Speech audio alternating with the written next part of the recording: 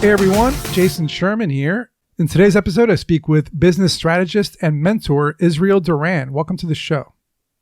Thank you so much for having me, Jason.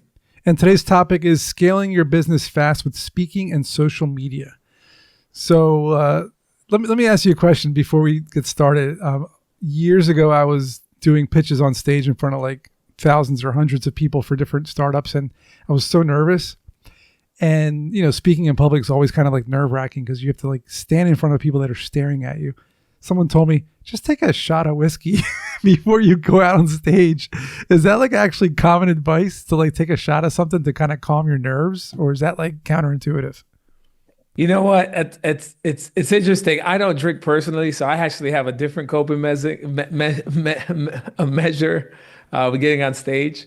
And actually, what I teach is I show people like typically people are afraid of public speaking, but not about the public speaking, but they're afraid of not knowing what to say or the acceptance piece. So the approach I love to take about speaking or taking a stage is the picture of me, as weird as this sounds, of me serving them. Like I'm actually there on the stage to serve them. I'm there to help them. I'm there to lift them up. I'm there as a person of service, but I'm servicing them through speaking. Yeah. And that's helped me a lot. Yeah, it makes a lot of sense. You know, I always feel like it's crazy because I can practice and practice and practice your presentation, your pitch, your speech, and still when you're on stage in front of all the people and they're all staring at you, it's like you just stumble, you fumble your words, you mess up, and it's so frustrating because it's like I just did this 1,000 times in front of my mirror. And there's you know, I've tried the breathing techniques, you know, meditation, calming down, but it just seems to really always kind of get to me. So besides that, getting those speaking engagements is hard because, you know, where do you even turn to? I always notice the companies reaching out like, hey, we can get you in front of these speaking engagements, but you got to pay thousands of dollars to do it. How do I get paid to do it is what I want to know. Yeah, I mean, you brought up something so important though, in terms of like being prepared and things like that. That I love to teach the people that we connected with, Jason. When it comes to speaking, a prepared messenger is better than a prepared message. A prepared person is better than a prepared presentation. And that's the approach that we love to take. It's like really helping people just be flow from what's normal to them, right? Because really all we're doing is having a conversation with somebody, whether that's 1 to 100, 1 to 1,000. You're simply just having a conversation with one person. Even if I'm speaking online, like I just got done doing a challenge with day one with over 650 signups we had. I'm like every second I'm speaking to one person, even though there's several hundred there. So it's that mindset of like taking things away from like, how are we going to look like? And like, how is the other person going to receive it? How are they going to be served, you know? And that really leads me to answer your question. It's like, how do we get on speaking engagements or what stages do we create? It starts by having the mindset of service, right? Social media, for example. Right now, we live in an era where there's free marketing, there's free advertising, all simply through our cell phone. Yeah. 100%. There's over 1.2 billion people on Facebook, and this is a stage. You can use this phone to start sharing your insights, your wisdom, your understanding to the world, just like we're doing on this podcast.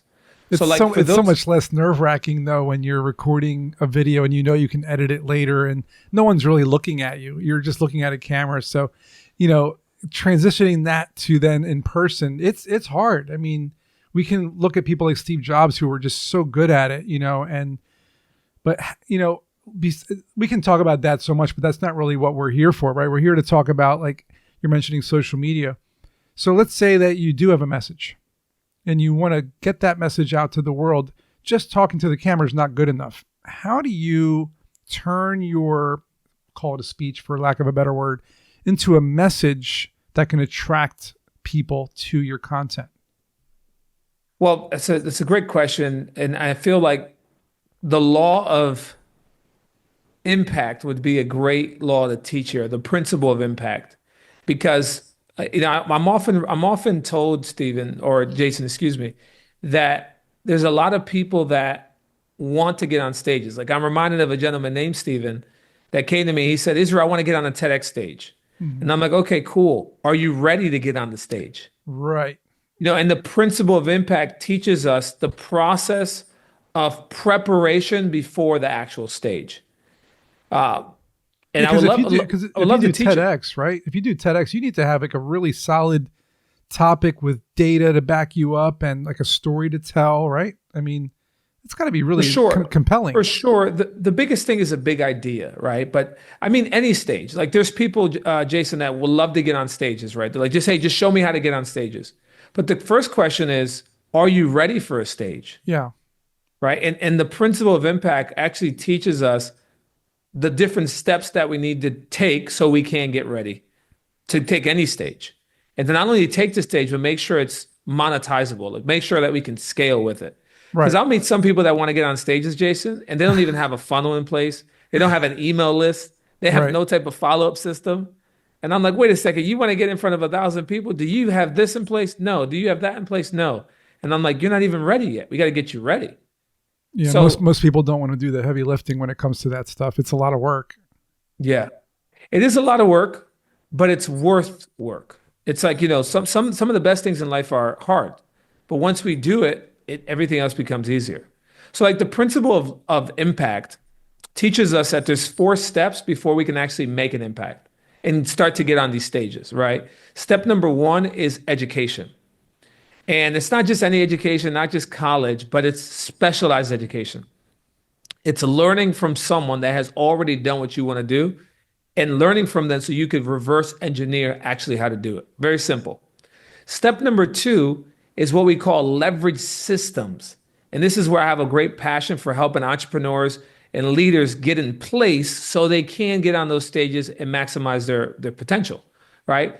Leverage systems is all about building a system where we're building value in the market that we want to actually serve. Mm.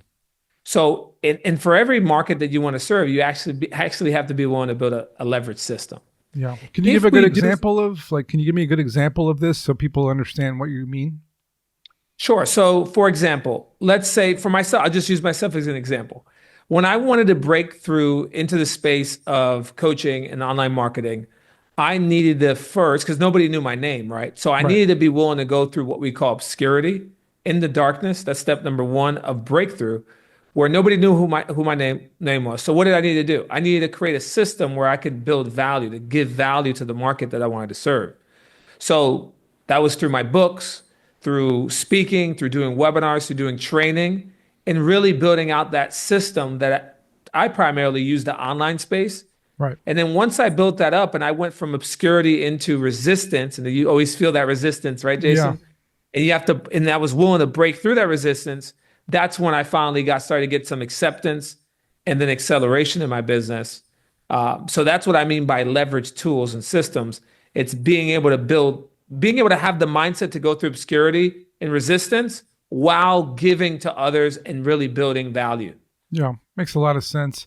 I mean, just and like you said, I mean, having the message, wanting to be on stage, and everybody can say that, but if you don't have something to share that's valuable, then you're just talking into a void of darkness, right? You really have to have something. And you also have to be able to, I mean, at least from my perspective, everything you said is great. And then on top of that, I would say you have to also establish yourself as like a brand. And people don't think about that because they think, oh, I just have a message to tell and I want to, maybe help people as a coach, or my book, I want to sell my book. But what you're really selling is yourself, right? So let's talk a little bit about how to position yourself as this thought leader and make kind of yourself as a brand. So you're not just a person, but you're also like a brand. So walk me through that a little bit. Yeah, it actually ties in perfectly to step number 3 with the principle of impact. So step number 1, education. Step number 2, leverage systems. Yep. And then step number 3 is influence. Mm-hmm. That's how we build an influential brand. Because when you do step number 2 correctly, you'll if you do it right, you'll create that influence from a brand. And I personally believe, Jason, in personal branding, like you said, that you are the brand called you. And, you know, I always tell people this leadership, people talk about it all the time. They talk about the brands that are leading the industry.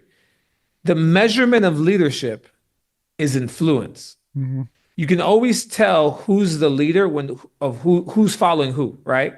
So Step number three, like when it comes to building an influential brand, there's three primarily ingredients to doing so.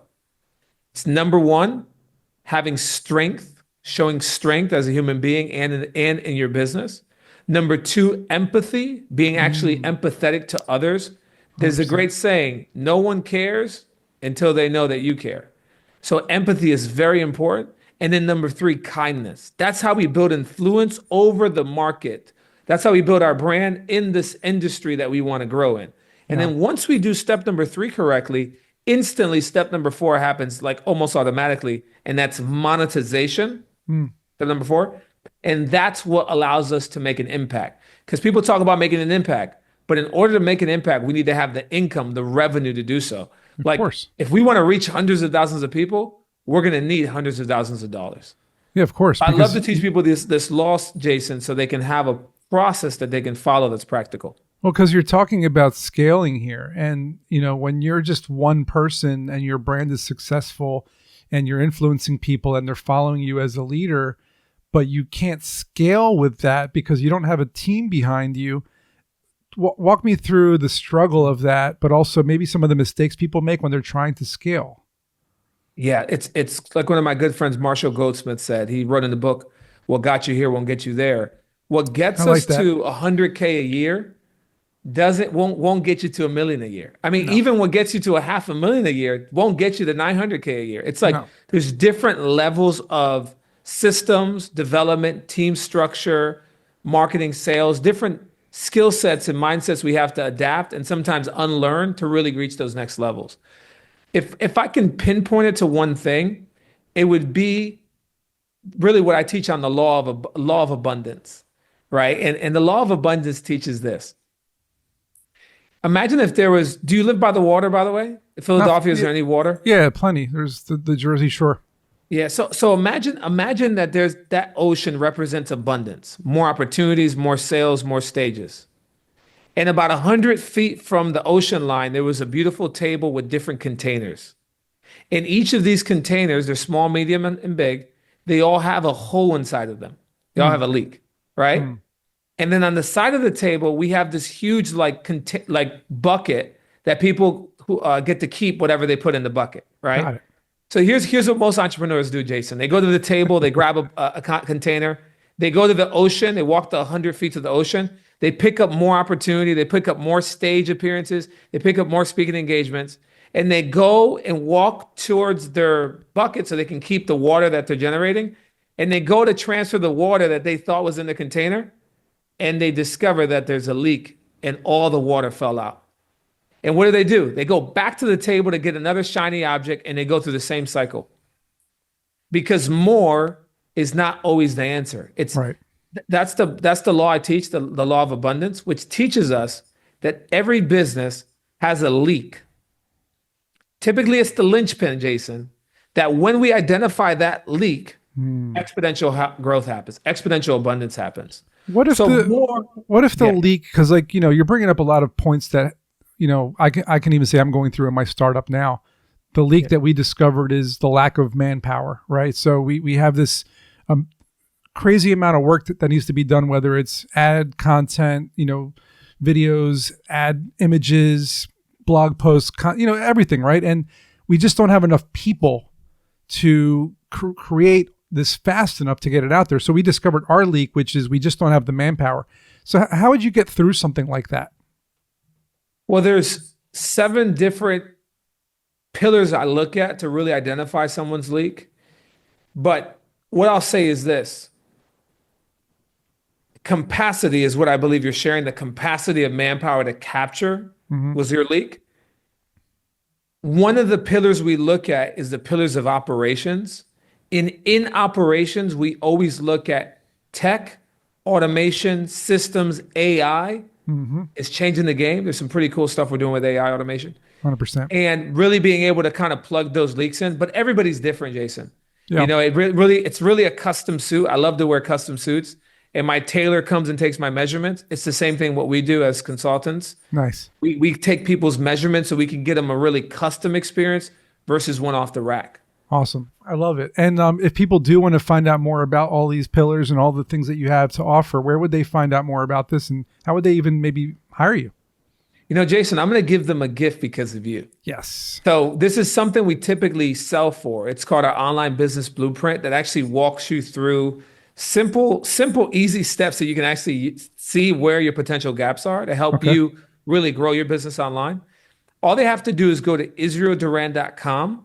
They have to find my little Instagram button. So they got to find my Instagram account. Okay. And if you direct message me the word blueprint, Okay. we will send you over that blueprint, literally, at no cost. And then you can go through, whoever's on, they can go through it and implement, and that will Perfect. help them with identifying their leaks. I'll make sure that's in the show notes. Guys, check out israelduran.com.